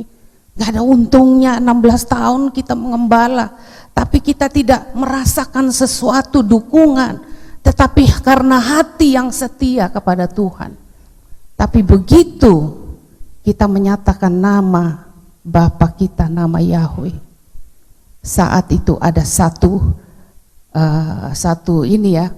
konfrontasi dengan kami, ya. Dan saat itulah saya tahu untuk mengeluarkan kami tidak gampang, terutama dia. Kalau saya gampang sekali, begitu kenal nama Bapa, saya rasanya mau keluar, mau cabut, sudah enggak mau lagi sama-sama dengan orang yang menyebut itu. Karena tiap menyanyi, tiap menaikkan pujian kan pasti kita melihat itu. Dan itu tidak sejahtera sekali buat saya. Tetapi saya masih menghormati suami saya. Saya percaya bahwa Tuhan punya cara untuk mengangkat kita, punya cara untuk mengeluarkan kita. Dan tanggal 8 itu saya pesan sama suami saya, jangan lembut-lembut, harus yang pasti. Jangan baik atau dengan cara yang sekarang kita dengan cara yang ini. Pokoknya dengan caranya Tuhan keluar. Sampai saya merasa bahwa ini istrinya yang garang ini. Istrinya yang garang. Tetapi saya bilang, pokoknya Papa kita harus ambil keputusan. Dan saat itu suami saya berbicara di depan jemaat. Kami pamit, kami keluar. Kami mau menjaga nama Tuhan yang kami sekarang sudah perkenalkan kepada jemaat. Dan jika ini menjadi satu batu sandungan karena Bapak Ibu tidak mau menerima ini, kami yang permisi, kami pamit, karena kami mau membentuk satu family yang menjaga nama Tuhan, meninggikan nama Tuhan. Dan ini kisahnya, ya, sehingga yang kedua kali ini kami datang ke tempat ini bukan lagi tamu, tetapi bagian keluarga Kehilat di tempat ini, Kehilat Aleph Tau, ya. Dan kami nanti akan buka di Bali, ya. Dukung kami dalam doa supaya semua ini bisa berjalan dengan baik, ya. Bapak Ibu tahu setan tidak tinggal diam, berusaha untuk mengacaukan semua, tapi saya percaya Bapak Yahweh akan membela kami. Dan ini akan berdiri Kehilat Aleph Tau yang baru di Pulau Bali. Nama Tuhan dipermuliakan. Makasih, Bapak Yahweh memberkati kita semua.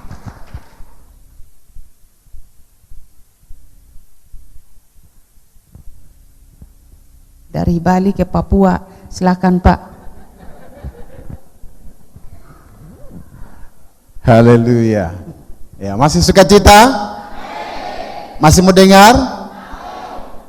Ya, luar biasa ya. Memang jemaat kalau sudah terbiasa dibentuk dengan begini, biar mau duduk 2-3 jam sampai 4 jam, 10 jam nggak apa-apa. Ya, amin. Ya, memang harus gini ya, harus sukacita tuh seperti ini. Saya mungkin dikuatkan dengan kesaksian Ibu tadi. Saya juga mungkin nggak bicara terlalu banyak, tapi seperti itu juga. Kenapa saya berani tinggalkan pekerjaan saya? Walaupun gaji saya belasan juta, itu mungkin kecil bagi Bapak Ibu ya. Ya mungkin kecil. Sebelum saya bicara, mungkin tadi pagi belum saya kasih tahu nama ya, Alfred Bobby Sanggeu, itu nama lengkap saya. Saya asli orang Biak, tapi dibesarkan di Bovendigul, paling timur Indonesia.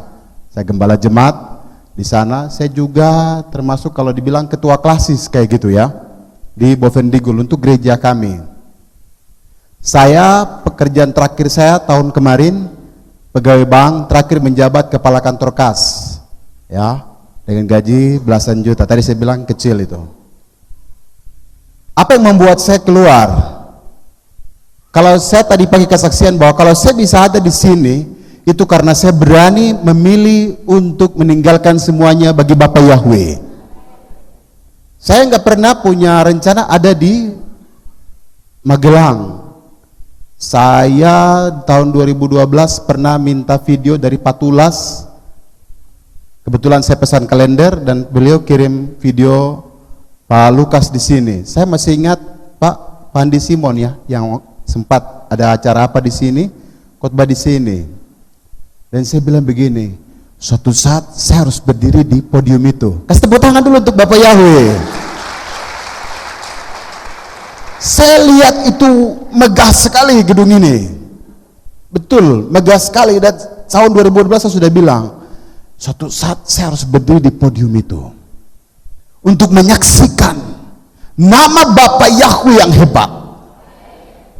Biar mereka yang ada di gereja Pak Lukas juga tahu bahwa mereka enggak sendirian. Mereka punya keluarga juga yang ada di bagian timur Indonesia sana, yang juga memulihkan nama Bapak Yahweh. Tadi kita nyanyi, saya itu kurang semangat. Kami kalau di Papua nggak kayak gini.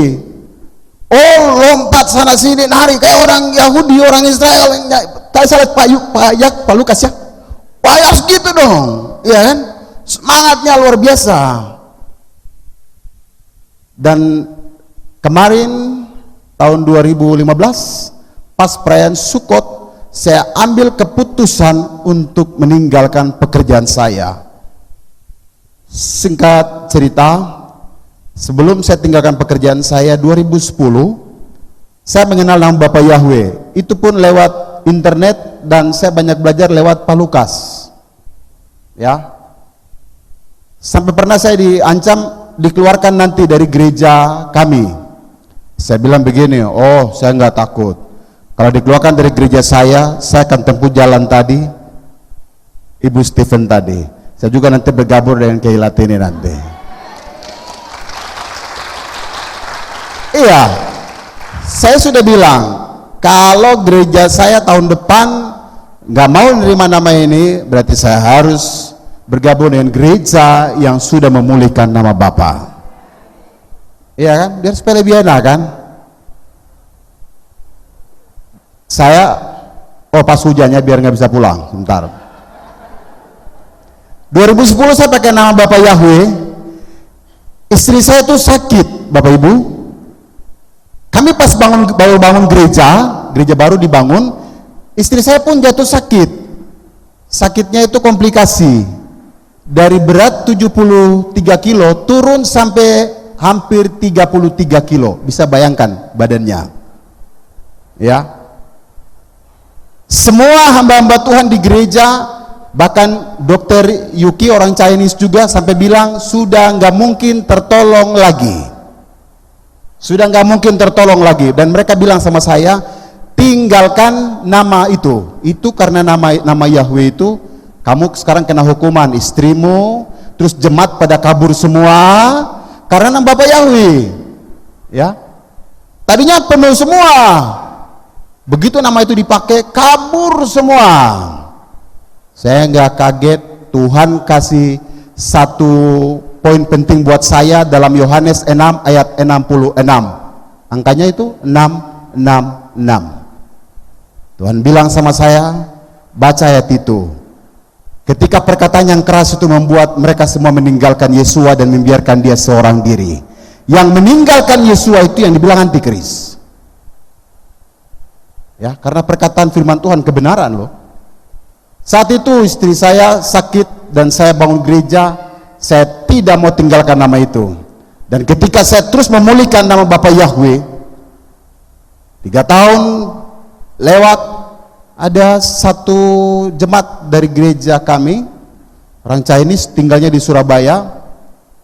Dia tawari saya bawa istri saya ke Surabaya. Pak, bawa aja istri Bapak ke Surabaya. Ini uang tiketnya.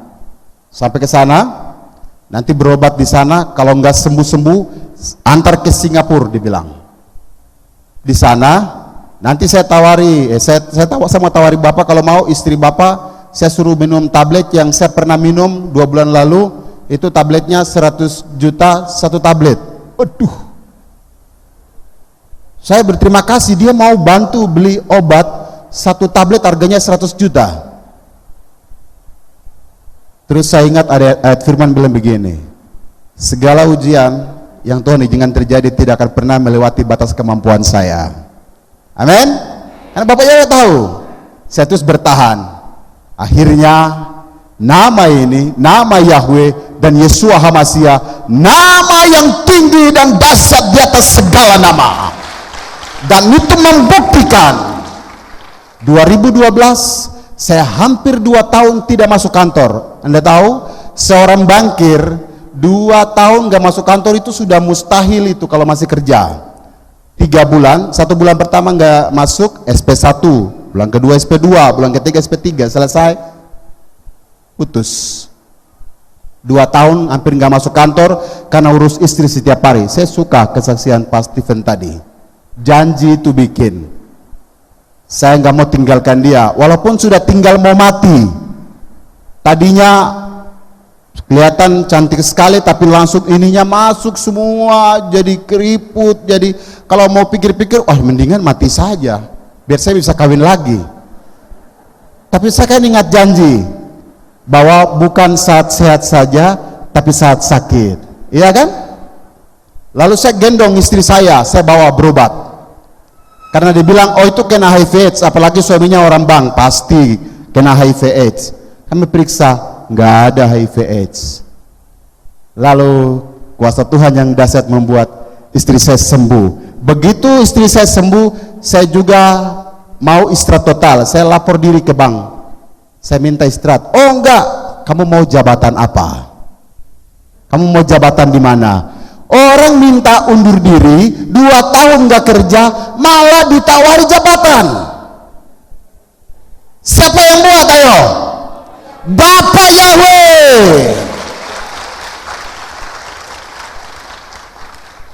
Saya jalankan punya jabatan 2 tahun, 2013, 14, 15. Saya pikir begini, kayaknya sudah cukup. Saya lebih muda lagi dari Pak Lukas, lebih muda lagi dari Pak Stephen, baru 40 tahun. Ya. Saya bilang sudah, karena kitab suci bilang 70-80 kan usia kita. Saya bilang sudah 40 tahun sisanya biar untuk Bapak Yahweh. Dan akhirnya saya putuskan melayani Bapak Yahweh full time.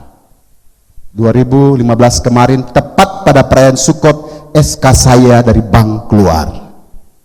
Saya putuskan melayani Bapak Yahweh full time. Dan satu yang luar biasa yang saya tidak pernah membayangkan selama ini, tapi Tuhan bisa bawa saya ke Magelang, itu kasih Tuhan yang luar biasa.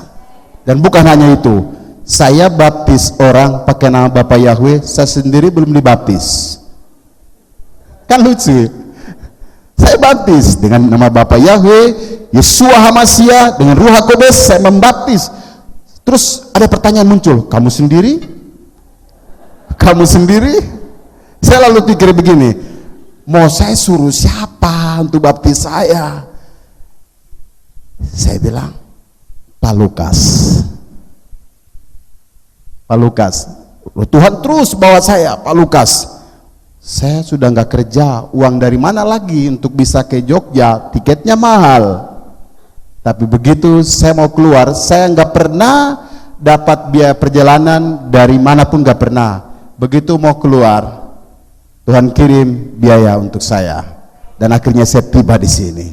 Dan kalau saya bisa ada di sini, saya mau beritahu sama saudara, waktu penelitian saya tahun 2014 di Pulau Biak, orang Biak itu Kenapa terkenal di seluruh Papua, bahkan sampai ke luar negeri, juga menjadi pembuat bom atom di Amerika juga, itu karena orang Biak dari dulunya juga menyembah Yahweh.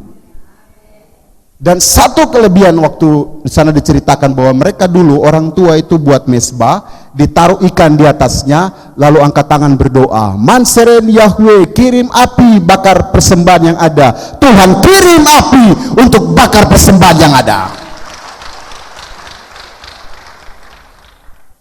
Saya tutup dengan kesaksian singkat tentang hebatnya nama Yahweh di Pulau Biak. Satu kali, saya sampai 2015 awal kemarin, saya ke satu pulau itu jauh dari Pulau Biak, kami hampir sejam lebih dengan Johnson lewat laut, ombaknya hampir 3 meter, kami ke sana. Saya pingin, karena orang bilang di pulau itu ada gereja bernama Yahweh, gereja Kristen Injili Yahweh di pulau itu dari zaman Belanda. Saya waktu ke sana sampai, saya lihat gereja Kristen Injili Yahweh. Dari tahun 70 gereja itu sudah dibangun. Sudah ada di sana dari tahun 70 sudah dibangun, 1970. Saya sampai di sana, saya wawancara orang tua yang ada di sana. Lalu saya tanya, nama itu sejak kapan ditaruh dan kenapa nama itu ditaruh di situ? Sementara orang GKI nolak semua nama Yahweh. Padahal nyanyi tiap hari puji nama Yahweh. Kami puji Engkau Hua. Dia nggak tahu itu Yahweh. Lalu dia bilang sama saya gini, oh nama itu dulu ditaruh bukan sekedar ditaruh tapi diundi. Begitu mau nama di gereja itu diundi dulu. Begitu diundi, nama Yahweh yang terpilih untuk ditaruh di gereja itu. Dan begitu nama itu ditaruh di gereja itu, ada penglihatan Tuhan beri buat Bapak yang kasih nama ini tadi. Karena namaku ditaruh di gereja ini, tidak boleh orang minum minuman keras di pulau ini. Dan ceritanya, berapa waktu kemudian ada masyarakat anak-anak muda yang coba iris. Kalau di sana, di sini nggak tahu apa dibilang, tapi pohon kelapa diiris. Kalau kita di Papua bilang itu sagero, saguer ya tuh. Begitu diiris pohon kelapanya, Tuhan kirim nyamuk tutupi pulau itu dalam sekejap. Ini bagus kalau Pak Lukas tampilkan di YouTube biar orang-orang Biak nonton semua. Karena saya yang ke sana, mereka nggak ke sana, tinggalannya ngomel aja. Dan itu Tuhan kirim nyamuk seketika ke situ. Begitu nyamuknya sampai, oh ada bikin kesalahan, semua mengungsi ke laut, bikin rumah berlabuh kan, semua mengungsinya ke pantai. Kenapa jauh ke situ? Nyamuk terbangnya 7 kilo ke depan, 7 meter ke depan, 7 meter ke atas. Jadi nggak sampai ke laut. Begitu ke laut, orang cari tahu masalahnya apa. Oh betul ada minuman kelapa. Dikasih turun, baru reda. Jadi sampai hari ini pulau itu tidak pernah ada minuman keras di atasnya. Dan pulau itu juga aman sampai hari ini. Tahun 96 turun tsunami di Pulau Biak di Papua. Itu Anda mungkin dengar cerita, pernah nonton, pernah dengar cerita beritanya. Pulau itu ada di laut, harusnya semua manusia yang ada di pulau itu mati habis semua. Tsunami naik dari 2 arah, dari depan pulau dan dari samping. Saya tanya begini, waktu tsunami ada orang mati enggak? Pak, rumah tercabut dari akar-akarnya. Tidak ada satu rumah yang tertinggal, tercabut dari akar-akarnya. Manusianya dari yang orang kecil sampai orang tua tidak ada yang mati di pulau ini. Tidak ada yang mati di pulau ini. Saya mulai bilang, oh memang nama Yahweh ditaruh di pulau ini, jadi benda mati bisa hilang, bisa rusak, bisa hancur, tapi yang hidup diselamatkan. Terus saya tanya yang terakhir, lalu gerejanya bagaimana? Oh, begitu selesai tsunami, kami lari semua, karena semua rumah sudah rubuh, semua masyarakatnya lari ke pantai, karena gereja itu pas di pinggir pantai dulu, baru masuk ke rumah-rumah. Kami semua ke sana. Begitu kami sampai, yang namanya batang kelapa, yang namanya pepohonan-pepohonan yang ada, pohon-pohon yang besar, itu semua datang sampai ke pinggir pantai membentuk huruf U untuk melindungi gereja itu. Saya terkagum-kagum dan saya bilang betul sekali, Yahweh memang Tuhan kita. Dia lindungi yang menjadi miliknya, dia berkati dan dia sertai yang menjadi miliknya. Dan itu membuat saya 2015 setelah penelitian saya di Biak, saya pulang, saya bilang tidak ada alasan lain lagi. Yahweh, Yeshua HaMashiach harus keluar dari mulut saya beritakan ke semua orang. Dan kalau hari ini saya ada di sini bersama dengan Kehilat di sini, saya mau kasih tahu, jangan pernah undur dari Elohim yang sudah kita sembah. Apapun tantangan masalah yang kita hadapi, saya mau kasih tahu, khotbah tadi pagi dengan sore hari ini mengatakan bahwa setelah kita keluar di padang gurun, kita akan menerima berkat hidup kekal di dalam Bapa Yahweh. Amin. Doakan saya bersama dengan jemaat kami yang ada di sana.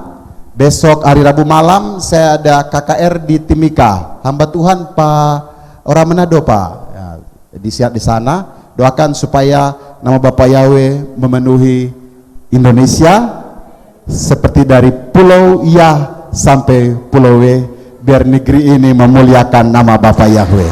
Bapa Yahweh di dalam Yesus HaMashiach memberkati kita. Jangan turun dulu Pak, jangan turun dulu. Ceritakan bagaimana Bapak waktu memberitakan Injil ke suku pedalaman yang masih memakan manusia. Oh iya, luar biasa. Terima kasih Pak. Ya, di tempat kami di Bovendigul, mungkin bahwa belum tahu, dan banyak sekali hamba Tuhan belum tahu, kalau di Indonesia tempat-tempat yang ada di Papua, ada beberapa tempat yang sampai sekarang masih sulit dijangkau, dan tempat itu sering disebut dengan tempat-tempat suku-suku terasing. Dan ada beberapa tempat di kabupaten kami Bovendigul, dari Asmat, Mapi, 3 kabupaten Asmat, Mapi sama Bovendigul itu memiliki dua suku terasing yang namanya suku Korowai dan suku Kombai. Ada beberapa yang sudah mengenal tapi ada yang belum. Waktu Pak hamba Tuhan Pak Sony Arwam dengan rombongan kami tim waktu menuju ke sana, ada suku yang memang sama sekali mau dibilang belum kenal kebenaran dan mereka masih hidup dalam hal-hal seperti itu. Tapi luar biasa, satu yang saya mau kasih tahu, mereka tidak mau mendengar nama lain. Karena bagi mereka, Tuhan yang dari nenek moyang mereka dari sejak dulu yang mereka kenal itu cuma Tuhan yang bernama Yahweh. Kasih tepuk tangan dulu untuk Tuhan kita. Padahal ini suku terasing. Ini suku terasing Bapak Ibu yang belum dijangkau, tapi mereka ngomongnya seperti begitu. Oh Tuhan kami yang kami sembah di sini, nggak tahu dia mau bilang dengan mungkin dia pakai istilah itu leluhur mereka segala macam, tapi mereka bilang namanya itu Yahweh. Jadi kami tidak pernah mengenal nama lain. Dan waktu pelayanan itu sampai ke sana, mereka banyak lebih diteguhkan lagi dan banyak percaya. Dan mungkin doakan mungkin setelah balik dari sini kami akan lebih lagi memberanikan diri masuk lagi ke tempat-tempat yang lebih jauh. Mungkin itu saja Pak Lukas. Ya mungkin bisa diceritakan juga tentang bagaimana Bapak waktu bikin sukot ya sampai ada seorang pejabat yang dukung Bapak. Ya, selama saya ada di Bovendigul, untuk kami penyembah Bapa Yahweh memang dapat tantangan luar biasa. Tapi ketika saya mulai merayakan Hari Raya Sukot, awalnya saya ditentang banyak, terutama juga karena saudara saya dari gereja Advent ya, mereka bilang 7 hari raya sudah nggak perlu dirayakan lagi, sudah selesai semua. Tapi saya bilang kalau betul selesai, kenapa 2014 dan 2015 ada blood moon tepat pada perayaan Pesak dan Sukot? 2014, 2015. Jadi saya bilang saya tidak akan pernah undur karena ini kebenaran hari raya yang Bapak ya perintahkan. Terakhir kemarin kami rayakan pesta Sukot 2015 dan Pesak kemarin. Waktu perayaan Sukot itu Bovendigul mengalami kekeringan 4 bulan. Bahkan sampai Merauke 4 bulan tidak pernah turun hujan. Lalu saat kami merayakan perayaan Sukot malam itu selama 2 malam, saya bilang sama jemaat karena mereka semua saking sukacitanya, saya bilang begini, saya sudah minta sama Bapa dan saya sudah klaim firman-Nya Sakaria 14 ayat 16, di mana di negeri itu tidak merayakan Sukot tidak turun hujan. Berarti kalau negeri itu merayakan Sukot turun hujan. Saya sudah bilang sama Bapak Yahweh, saya bilang, Bapak, saya minta malam waktu saya khotbah di KKR itu turunkan hujan. Dan saudara tahu, malam itu juga 4 bulan tidak pernah turun hujan. Malam itu juga selama 2 malam hujannya turun deras.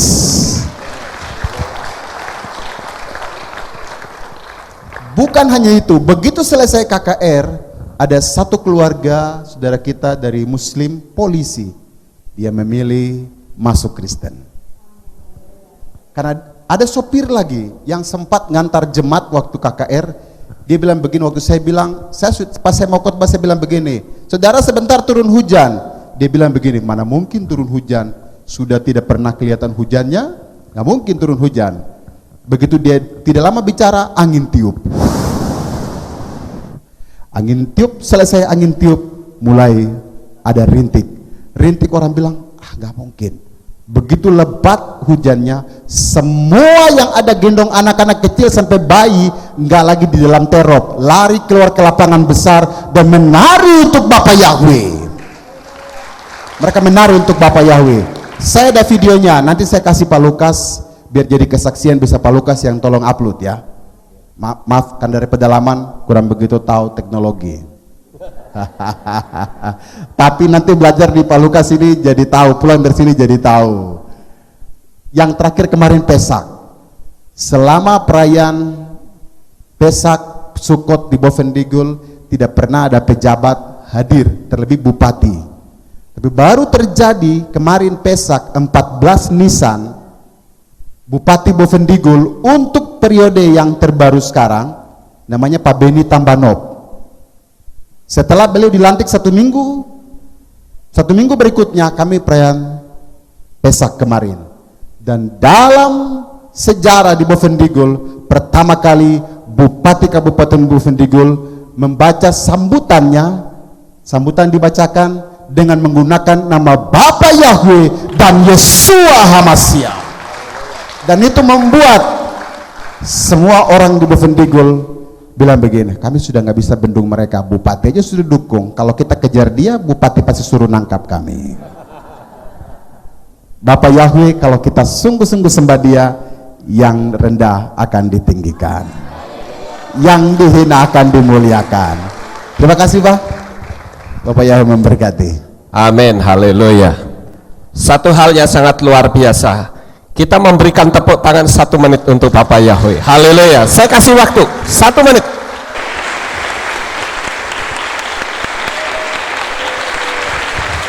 Haleluya. Engkau ajaib Bapak Yahweh. Dahsyat namamu Tuhan. Haleluya. Terus beri tepuk tangan 1 menit saudara-saudara. Buat Bapak kita sukacita luar biasa oleh karena kasih-Nya yang ajaib. Haleluya.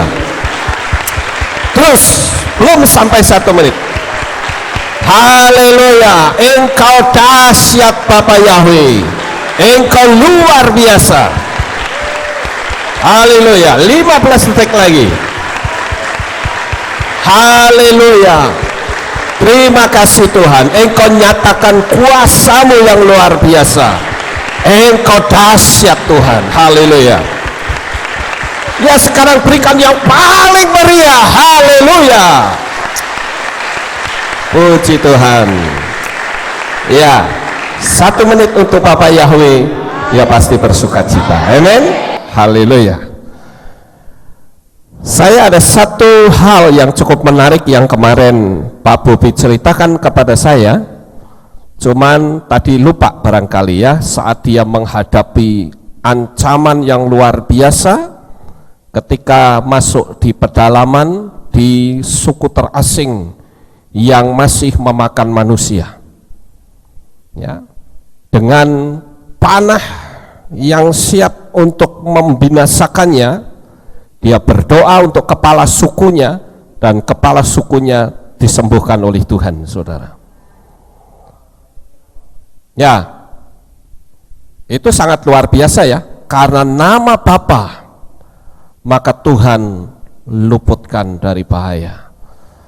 Nah, saya ingin melalui kisah-kisah ini, kekuatan cinta kita kepada Bapa Yahweh harus semakin dalam, ya. Saya sangat diberkati dengan firman Tuhan yang tadi Pak Dr. Stephen sampaikan. Saya memiliki beberapa catatan, sementara saya duduk di sana saya catat beberapa hal membuat saya semakin kagum, saudara. Dan ternyata padang gurun ini adalah satu tempat pendidikan, tetapi di tempat yang panas. Ini memiliki sisi paralel antara bangsa Israel dengan kita yang dari bangsa-bangsa ini, saudara. Saya sempat merenung, ya, tadi terlintas di pikiran saya, Tuhan ini bawa bangsa Israel ke padang gurun. Saudara mungkin yang pernah ke Israel pasti ngalami ya, padang gurun itu seperti apa, saudara. Saya bingung, mereka kalau pagi pergi ke WC bagaimana ya? Itu 1 juta orang lebih loh, saudara. Coba saudara bayangkan, di situ nggak ada air lagi. Ini luar biasa, saudara. Sekarang saudara bisa bandingkan dengan kamp pengungsi ketika mereka mengalami kesulitan, dia masuk kamp pengungsi, ternyata urusan belakang mereka belum siap. Itu sumber penyakit loh, saudara.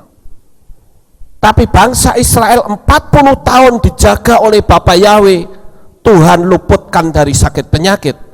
Bahkan dikatakan sepatu 40 tahun itu tidak rusak, saudara. Ini luar biasa, nggak main-main loh, kekuatan Bapa Yahweh atas bangsa Israel.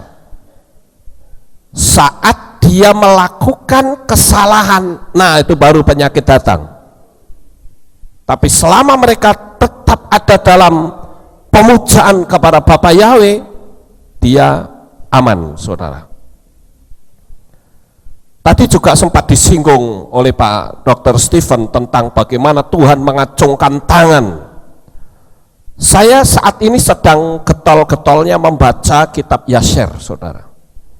Saya sukacita sekali dapat kitab Yasher. Dan di sana diceritakan bagaimana saat Yahweh membuat tulah di Mesir, di Mitzrayim, saudara-saudara, ada dikatakan di situ tulah lalat. Di kitab Yasher dikatakan lalat itu sampai masuk ke telinga orang, ke hidung, kemana-mana. Itu lalat begitu banyak. Lalu saya mendengar kisah dari Pak Bobi, wow, ini luar biasa ya, mirip ya sama di Mesir, saudara. Kemudian di sana dikatakan pada saat Mose membuat air menjadi darah, itu ternyata bukan cuman di Sungai Nil yang jadi darah loh. Pada saat bangsa Israel itu bikin makanan, mereka kan pasti pakai air, saudara. Pada waktu teko itu dituangkan air ke dalam adonan, itu keluar darah. Di mana-mana darah. Mereka buka tempat minum, digentong darah. Wih, ngeri sekali, saudara. Dan bukan cuman itu saja. Saudara bisa bayangkan bagaimana perekonomian Mesir pada waktu itu pasti goncang. Kalau seluruh negeri isinya darah, ekonomi pasti goncang. Lalu saya lihat lagi bagaimana tulah kata, saudara. Oh, itu kata itu ternyata ada di mana-mana. Jadi orang yang suka suike, wow, itu sukacita sekali, saudara. Ya, itu kata ada di mana-mana, bahkan sampai lompat ke atas kepala para pejabat. Di dalam kamar penuh dengan kata-kata. Dari got-got itu keluar kata. Saya pikir, wah ini kalau Jameson ada di situ, wah bisa stres berat dia. Ya, dia kan paling takut sama kodok, saudara. Wah itu kodok di mana-mana. Lagian juga kodoknya itu bukan kodok yang biasa, itu kodok-kodok berungkul yang kalau badannya itu berut-berut, saudara. Kata ada di mana-mana, cukup mengerikan sekali. Jadi saya lihat dari apa yang tadi Pak Dr. Stephen sampaikan, itu memberikan satu inspirasi buat saya. Ternyata kita ini memiliki sisi paralel dengan bangsa Israel, saudara-saudara. Nah sekarang ini pintu gerbang Israel dibuka untuk buat bangsa-bangsa masuk. Walaupun setan itu berusaha untuk menghambat. Dengan apa? Memakai orang-orang Yahudi yang anti Yesua, seperti ahli-ahli Taurat yang bikin berita palsu tentang kebangkitan Yesua. Di mana-mana sekarang kan muncul ada seorang penceramah yang mengatakan, oh Yesua itu omong kosong. Saya pernah memberikan sanggahannya di YouTube, saudara bisa lihat, mungkin sudah masih ingat khotbah saya pada waktu itu. Ya. Dan saya dengar itu Pak Bobby ternyata putarkan video saya untuk ditontonkan di banyak orang, saudara-saudara, untuk membuat seorang semakin mantap. Kemarin saya ngomong sama Pak Bobby, ya, saya bilang, Pak Bobby, nanti pulang saya akan belikan hard disk untuk semua video saya kasih untuk Pak Bobby, supaya bisa jadi berkat yang luar biasa di sana. Ya. Dan saya mau, saudara-saudara, kita sebagai anak-anak Tuhan semakin dekat, semakin mengasihi Tuhan, karena masa kedatangan Yeshua HaMashiach untuk yang kedua kali sudah begitu dekat. Ya, jadi jangan kita lalu santai begitu, ya. Saya senang sore hari ini banyak jemaat yang hadir. Biasanya kalau sore, pagi hadir, sore nggak hadir, saudara. Ya karena saudara berpikir khotbahnya Pak Lukas sama pagi sore. Ya tapi kali ini kan beda, ya. Ya pagi sore beda. Ya jadi saya senang saudara termasuk jemaat yang suka beribadah. Karena kita ini kan sebetulnya sedang latihan ibadah, betul nggak saudara? Loh nanti kalau kita mati, kita ke Syamayim, ngapain kita di sono? Mau cuma nonton TV, putar channel sana, channel sini, nonton sepak bola atau nonton video apa? Enggak kan? Kita akan menyembah Tuhan. Nah kita ini latihan di sini gitu loh. Ya, jadi kalau kita latihan, kita harus semakin sungguh-sungguh di hadapan Tuhan. Amin. Ya, saya ucapkan terima kasih untuk Pak Dr. Stephen bersama Ibu, bersama adiknya yang juga ikut hadir, ya, yang bahkan ikut masuk baptisan pembaharuan, karena baptisan itu adalah metrai. Begitu juga dengan Pak Bobby bersama adiknya, saudara Glenn. Saya juga terima kasih. Kalau selama ini saya hanya mendengar suara Pak Bobby pernah telepon saya, ya karena minta kalender, tetapi sekarang kita bisa jumpa sendiri, ya, dan saya sangat bersukacita kita punya sahabat di mana-mana, saudara, ya. Jadi saya berharap kita semakin lebih sungguh-sungguh doakan saya supaya saya tetap sehat, Tuhan singkapkan hal-hal yang baru, supaya Bapak Yahweh memberkati kita sekalian. Amin. Sukses besar untuk saudara. Bapak Yahweh memberkati. Haleluya.